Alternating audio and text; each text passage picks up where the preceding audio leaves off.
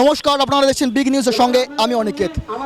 ভারতবর্ষের অন্যান্য রাজ্যে, পশ্চিমবঙ্গ ছাড়া ভারতবর্ষের অন্যান্য রাজ্যে যেখানে যেখানে বাঙালি দেখা যাচ্ছে বা বাঙালি পরিচয় শ্রমিককে দেখা যাচ্ছে, সেই বাঙালিদেরকে বাংলাদেশি বলে চিহ্নিত করা হচ্ছে এবং যে এনআরসি আছে সেই এনআরসি লিস্ট থেকে তাদের নাম কিন্তু বাদ দেওয়া হচ্ছে। এরকমই কিন্তু তথ্য উঠে আসছে। বাঙালি মানেই বাংলাদেশি, বাঙালি মানেই রোহিঙ্গা, এইরকম ধরনের বিভিন্ন অপবাদ উঠে আসছে।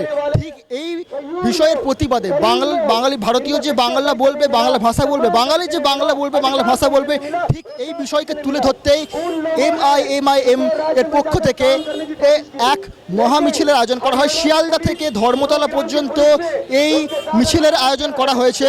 চলুন দেখে নেওয়া যাচ্ছে চিত্রগুলো এবং জেনে নেব ঠিক তারা এই বিষয়ে কি বলছেন।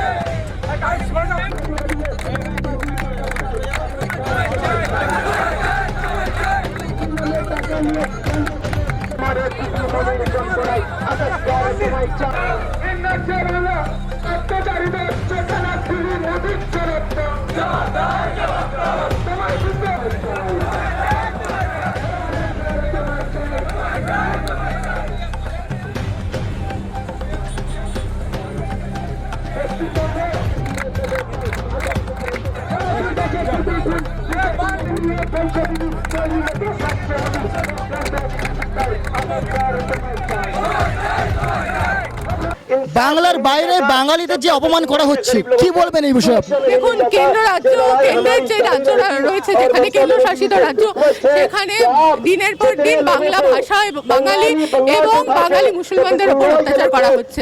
আসলে বাংলা হচ্ছে একটা এমন জায়গা, আমাদের সংস্কৃতি, আমাদের কালচার সারা দেশের মধ্যে অন্যতম। তো সেই জায়গায়, সেই কারণেই পুঁজিবাদী যারা গুজরাটি সম্প্রদায়, তাদেরকে আদানি আম্বানিকে গুরুত্ব দেওয়ার জন্য এগুলো করা হচ্ছে। এর ওপরই আজকে আমাদের প্রতিবাদ সভা। আচ্ছা, বাঙালি মানে যে বাংলাদেশি, বাঙালি মানে যে বাংলাদেশি মুসলিমরা আসছে, হ্যাঁ, এরকম ধারণা করা হয়েছে, কি বলবে?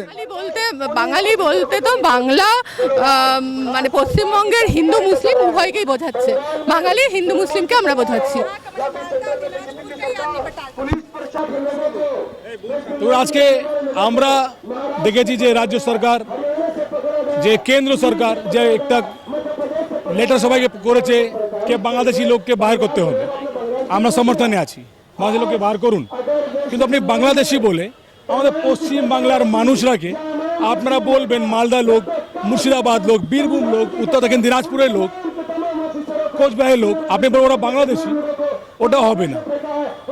আপনার 1400 লোকের লিস্ট পাঠিয়েছিল হরিয়ানা পুলিশ গুড়গাঁও থেকে, তার মধ্যে 50 না 60টা টাইমস অফ ইন্ডিয়া রিপোর্ট আছে বাংলাদেশি আছে। তো 1400 লোক কেন আপনি হেরান করছেন? যে পুলিশ যাচ্ছে সে সিভিল ড্রেসে যাচ্ছে ওখানে, ওনার বাঙালি বস্তিতে। আমাদের ভাইরা এখানে আমাদের রাজ্যে ভাই, যে আমাদের দেশের নাগরিক গিয়ে যে গাড়ি ইউজ করছে, ওরা নাম্বার প্লেট নেই। আর টাইমস অফ ইন্ডিয়া একটা রিপোর্ট আছে, আমিনুল ইসলাম, ওরা পুরো পরিবারকে ধরে নিয়েছে, হাজব্যান্ড ওয়াইফ, ওরা দুটো বাচ্চা শিশুকে 1,20,000 টাকা নিয়েছে ওদের ছাড়ার জন্য। একটা মহিলা আমাদের মালদা বাড়ি, ওনার ছেলেকে সকালে 8-10-11টার সময় ধরেছে, 5টার সময় বিকালে ছেড়েছে, 5টায় ও 20,000 টাকা দিয়েছে, এটা রিপোর্ট আছে। তো এইসব সরকারকে পুরো করতে হবে কি আপনি বাংলাদেশি পিএম যাকে ভগোড়া ঘোষিত করেছে বাংলাদেশ, তসলিমা নাসরিন, আপনি ওনাকে এখানে শেল্টার দিবেন। আর আমাদের দেশের নাগরিক বাংলাদেশ যে বাঙালির লোক, তাকে বাংলাদেশি বলে মারবেন কেন? ওরা মুসলমান।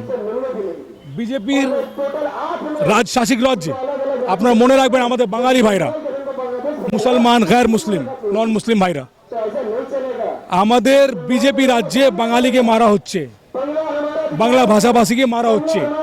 বিজেপি এখানে এসে আমাদের সবাইকে তাড়াবে। আজকে আমাদের মুসলমান টার্গেট করছে, কালকে আপনার টার্গেট করবে। এরা চায় না বাঙালি। আর বাঙালি ভাষা, বাঙালি সংস্কৃতি আমাদের অভিযান, আমাদের অহংকার। পশ্চিম বাংলার মানুষের অপমান দেশের অপমান, ভারতের অপমান, এটা আমরা কোনো মতো বরদাস্ত করতে পারবো না। আমাদের জেলা সভাপতি, আমাদের মুর্শিদাবাদ জেলা সভাপতি, আমাদের জেলা সভাপতি আছে, অনেক কথা বলবো। আচ্ছা, বিজেপিতে বলা হচ্ছে যে পশ্চিমবঙ্গ রোহিঙ্গা মুসলিমে ভরে গিয়েছে। যে সকল বাংলাদেশিরা আসছে বেশিরভাগই মুসলিম এবং তারা বাংলাদেশ থেকে পশ্চিমবঙ্গ তথা ভারতবর্ষে এসে ভারতবর্ষের বিভিন্ন রাজ্যে ছড়িয়ে পড়ছে। কি করবেন এই বিষয়ে? দেখুন, বাংলাদেশের প্রধানমন্ত্রী শেখ হাসিনাকে কেন্দ্র সরকার এখানে জায়গা দিয়ে রেখেছে এবং আমাদের যেগুলো মালদহ, মুর্শিদাবাদের, উত্তর দিনাজপুরের আমরা বাংলায় কথা বলি, আমাদের পরিযায়ী শ্রমিক তারা যখন বিজেপি শাসিত রাজ্যে যাচ্ছে তাদেরকে এই বলে হামলা করা হচ্ছে যে তারা মুসলমান। এবং আপনারা দেখেছেন শুভেন্দু অধিকারী কালকে মিডিয়ার মাধ্যমে একটা স্টেটমেন্ট দিয়েছে যে দিল্লিতে 40 লাখ ভোট আমরা ড্যামেজ করেছি, বিহারে আমরা 50 লক্ষ ভোট ড্যামেজ করেছি, বাংলায় আমরা 1,25,00,000 ভোট ড্যামেজ করব। এরা সংখ্যালঘুকে টার্গেট করে ধর্মীয় সুশ্রু দিয়ে এরা 26-এর নির্বাচন জিততে চাইছে, কিন্তু এরা জানে না বাংলার হিন্দু মুসলমান যে একতা, এর মধ্যে কখনো বিজেপি ফাংশন দেওয়াতে পারবে না। এর জবাব 2026-এর নির্বাচনে বিজেপি ভালোভাবে পাবে।